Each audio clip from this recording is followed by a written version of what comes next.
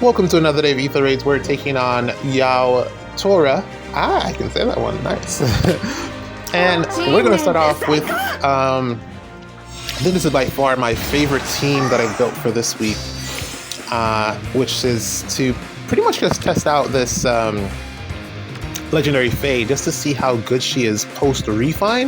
I think she got pretty cracked refine. I haven't really seen anyone really just, putting her through the, just like the works. I haven't really seen anyone doing anything with her. So I figured, yep, this is probably the best opportunity that I'm going to get to, just see how she performs. And yeah, here we go. We're just going to set it up, put her out front and see how she does. Now, it's going to be really interesting. I have done a few tests with her just to see some of the matchups. Sigurd in particular, she wins.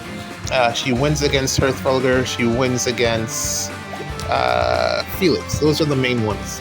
Everything else, we're going to see how it pans out. The build here is pretty interesting. I'm not really certain if Dragon Scales does anything for her, but that's what I got from the Formasoul, so is it time? the Holoform, so it is what it is. I really wasn't banking on her getting a good refine, and she actually won the refine gamble, I think, in that batch.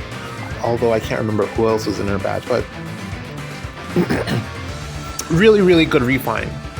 So yeah, let's put it together, see how this performs. The key components of this team are Freyr or of my team are Freyr and I want to say Ather, but it's kind of 50-50. Well, Ather actually is important because of the Sigurd matchup.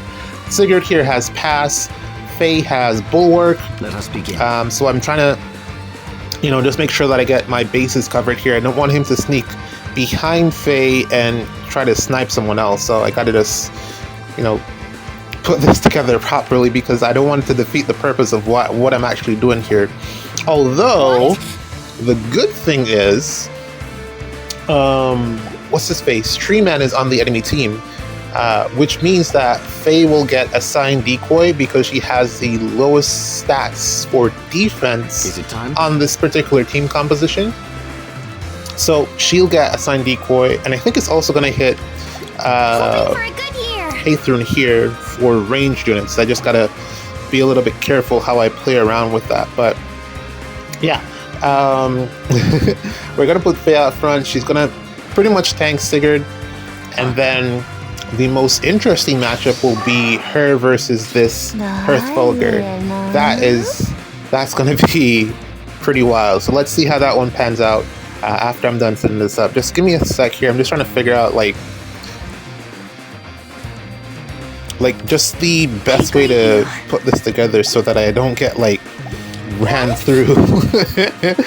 I think it's probably best to protect Ather, but then also I think even if Sigurd attacks into her, it shouldn't be a problem.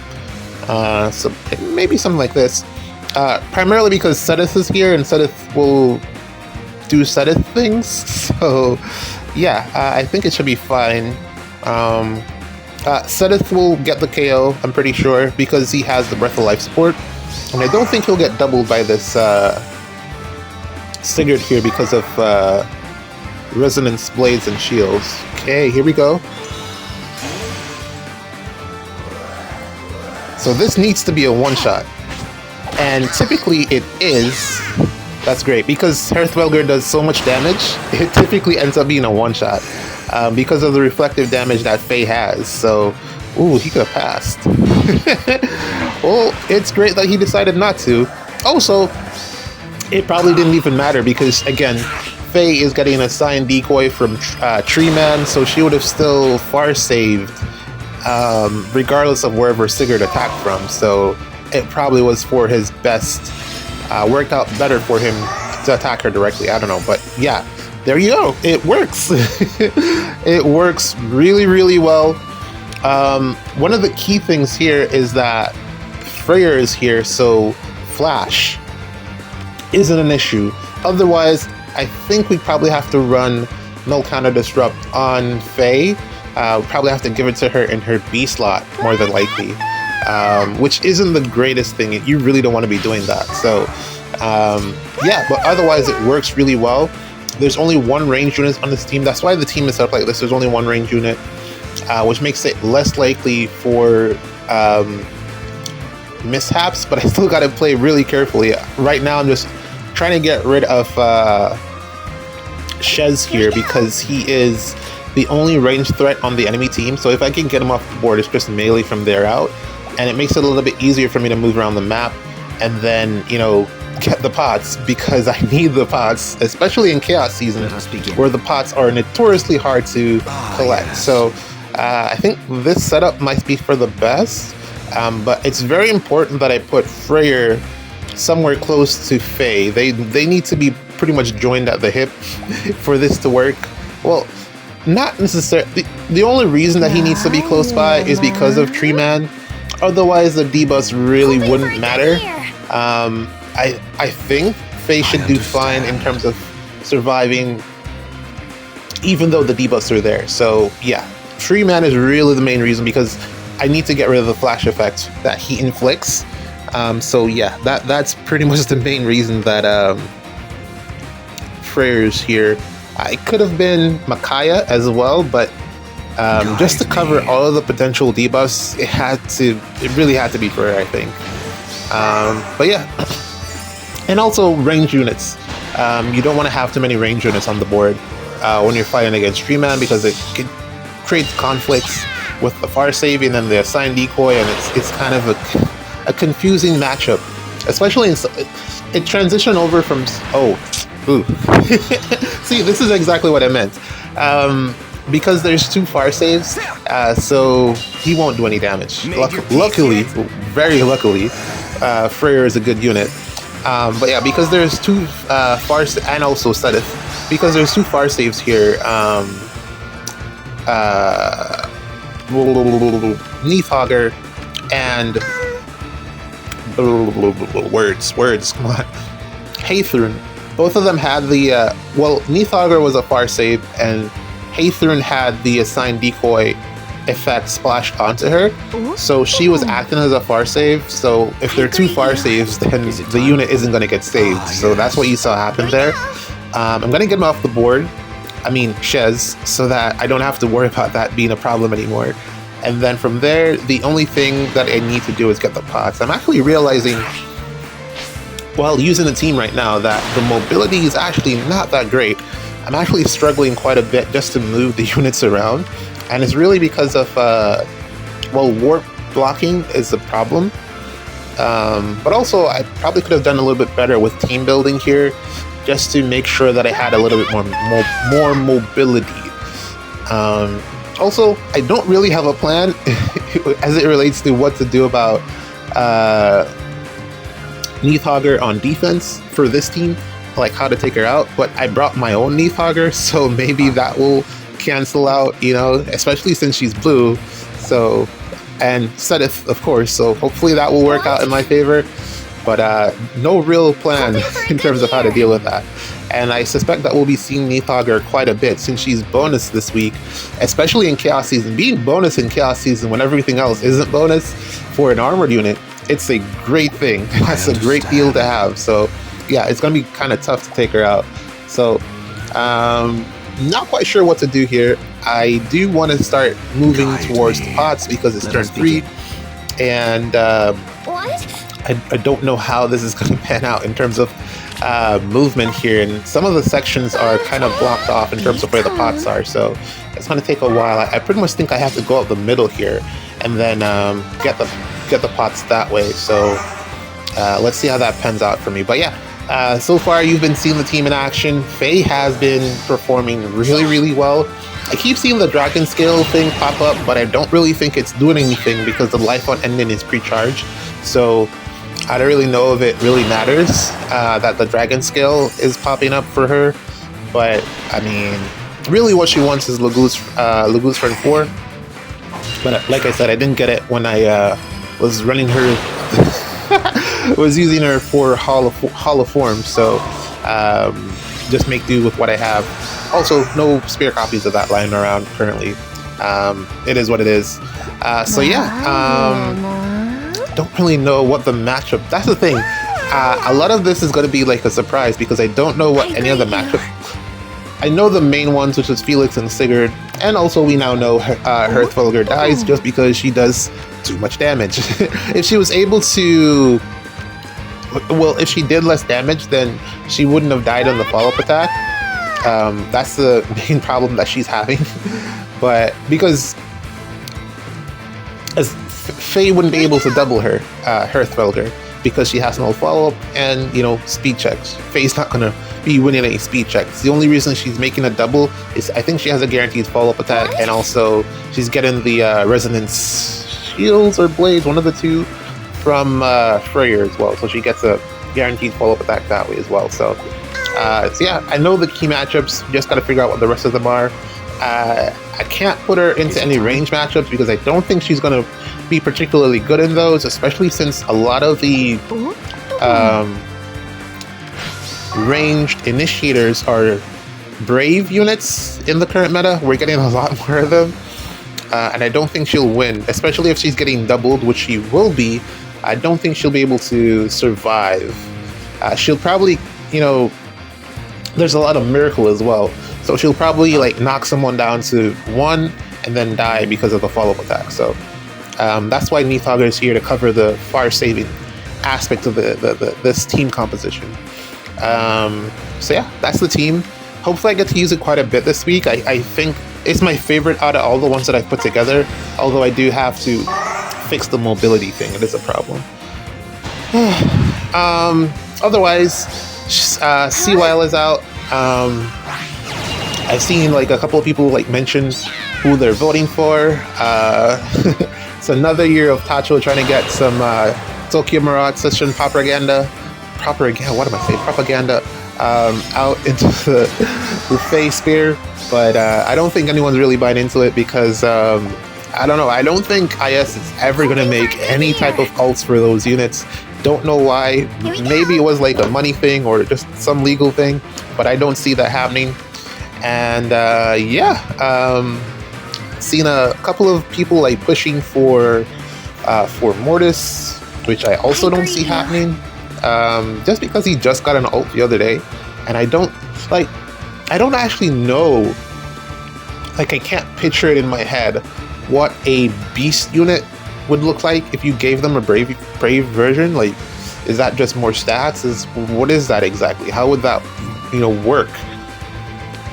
I can't really like like we've seen dragons and stuff, but beast units are kind of like a unique case where you have to make them an armored unit.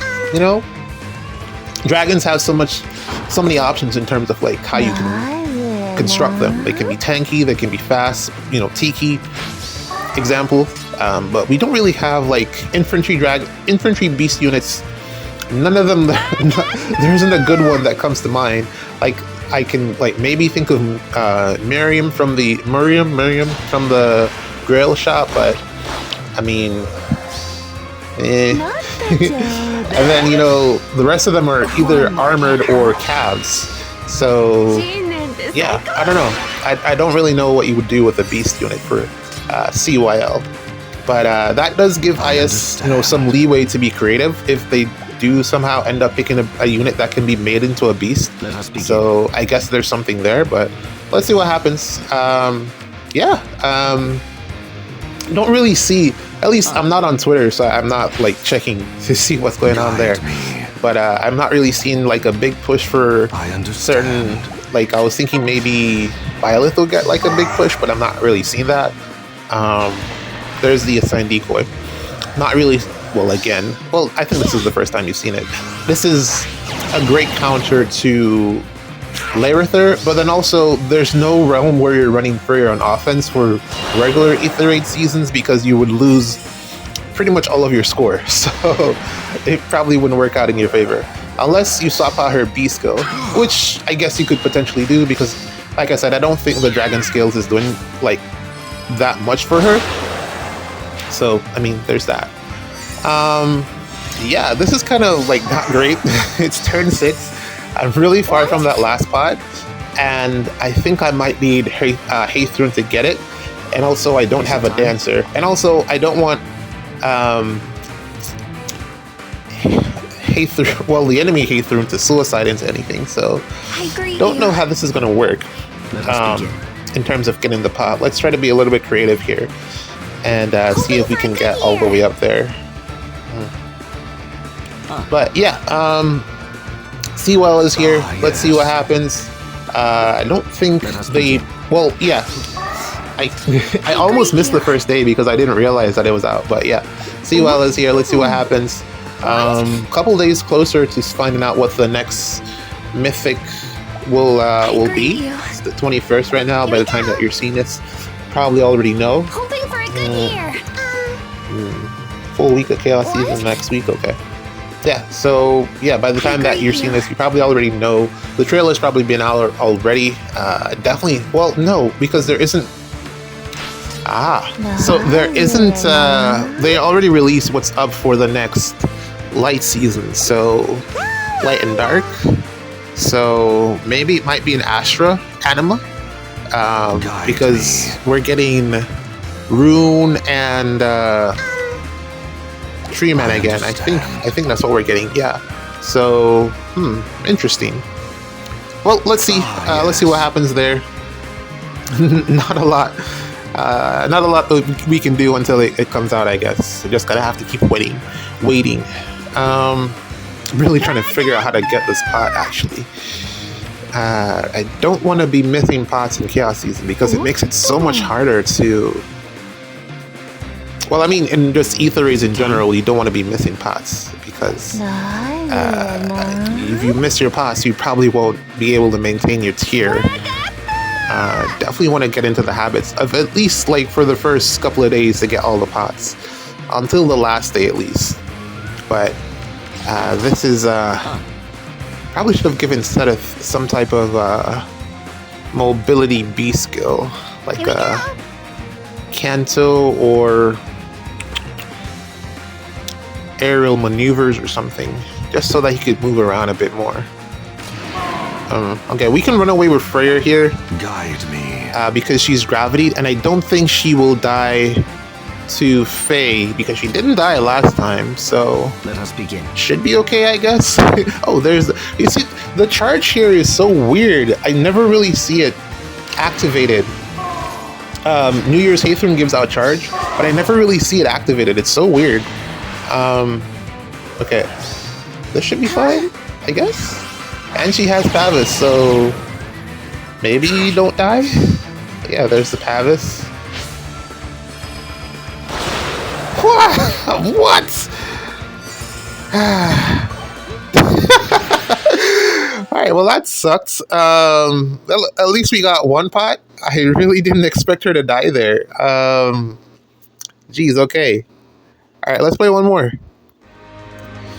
Alright, here's our second match for the day. We're taking on FT Road, and we're going to use the same team. I've made some adjustments because I don't want to run into that same problem where it's so, we miss out on any more pots. I can't really afford to not get any pots here. I decided to keep the reopening on Sedith just in case he has to tank something.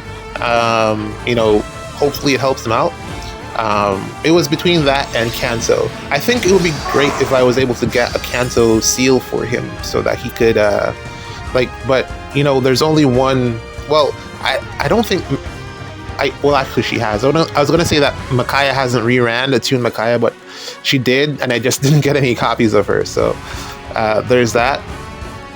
It's always so hard. They put them on banners that you just don't want to pull on, and you do want the fodder, but then at the same time, you don't want to pull on the, like, some of them have been on remix banners, and the remix banners just aren't like great shares. So it's like, why am I going to summon on this just to get one specific attune unit? It doesn't feel like it's worth it, So I don't know. Let's see what happens with that. But yeah, did make a few changes to the team. I gave Tiki Faye the Ike Ring just because extra stats. It doesn't really do anything for her from range because Neathogger is going to be doing most of the tanking as it relates to that. And now you guys get to see the Felix matchup. You get to see how she performs against Felix, and yeah, I guess sit back and enjoy. Let me try to figure out what other topics we have or I have to discuss. Nothing's really coming to mind right now, so I guess this is probably the best moment to talk about anime. Yo, so I watched Violet Evergarden, and man, it was really good.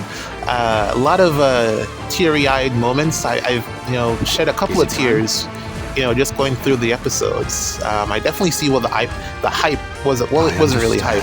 The why people spoke so highly of it, as for what it was. It made you. It's basically an anime about someone writing letters, and it made you actually care about the characters and their growth, and some of the stuff that they're going through is really, really well done. I would definitely recommend checking it out. But even though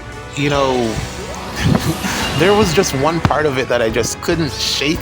I don't know. I think it's primarily because of just where we are now. I don't think they would have made. Well, they probably still are making animes or mangas of this particular topic. In terms of, it felt a kind, because essentially she started off. The show starts off with her as a child soldier, and then she grows and blah blah blah stuff happens. But a lot of it kind of felt like, just watching her story progression, a lot of it felt a little bit kind of like grooming. I don't know if I'm the only one that has that opinion of the show. I haven't really, checked. But yeah, there's some of that there, I feel, and it's kind of hard to not notice. I tried to like watch it without thinking too heavily into that. But they really push this love story that doesn't really feel like it's supposed to actually happen. What? But yeah, aside from that, it was really, really good. I do want to like take away some marks for that part of it. So probably like, I don't know, 7 out of 10 maybe.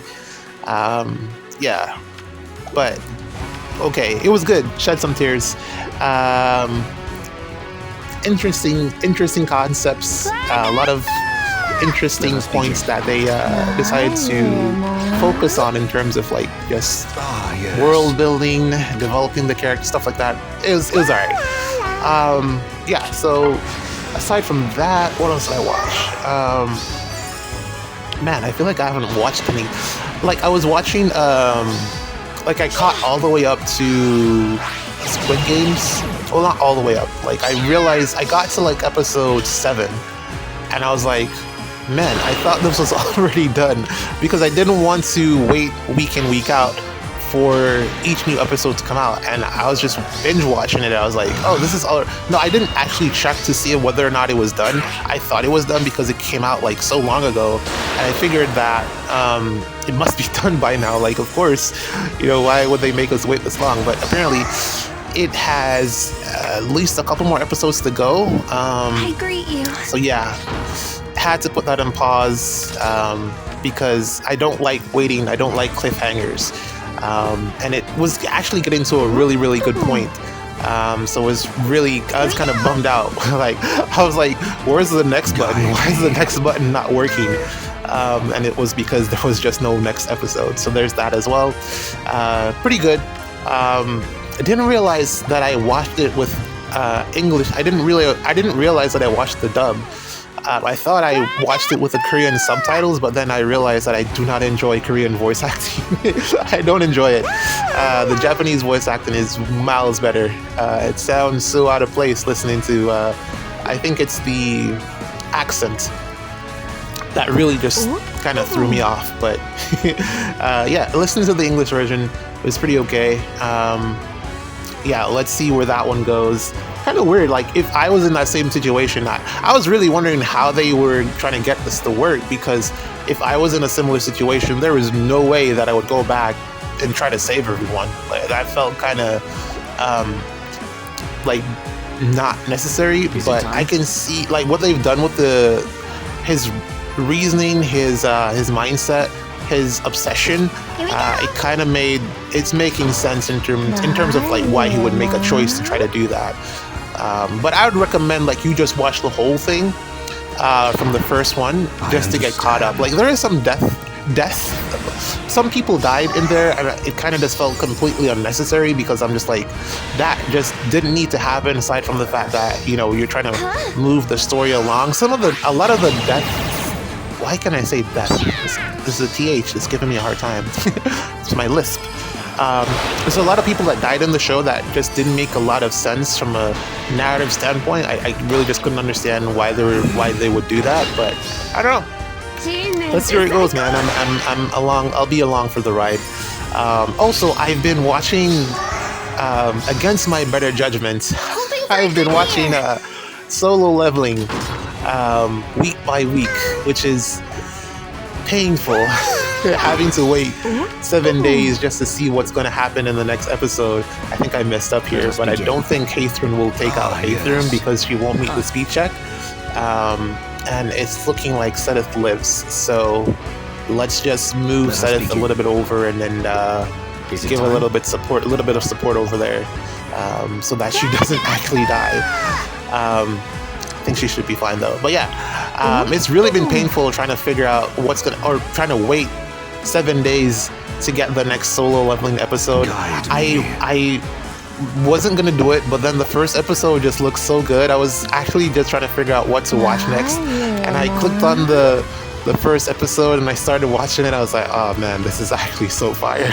This is so good, and I just didn't stop. I haven't stopped, and it looks like I think this is gonna be one of those ones where I'm just gonna have to endure the suspense of waiting, and it's killing me, man. It's been really good so far. I highly recommend checking out. It's not 10 out of 10, but at least a solid 7 or an 8. I think it's decent. It's really good, and I'm enjoying seeing his glow up from what he was in season, who he was as a person, to who he is now, and just how they're building out the in-universe system of how his skills work and how they're cutting out certain aspects of it. Just makes a ton of sense, and I'm just liking what I'm seeing. Visually it looks so good, really good. So yeah, that's happening. I've stopped watching Blue Box. I didn't realize it was going to be 25 episodes, so I'm just going to wait until that's finished and then pick that back up. I didn't start ReZero because I knew it was going to be a mid-season break, so I'm going to check that out once the break is over, and once it's just finished, pretty much. And the reincarnated, the villainous anime. I'm a big fan of the villainous genre. It's really tropey, but I thoroughly enjoy those villainous anime.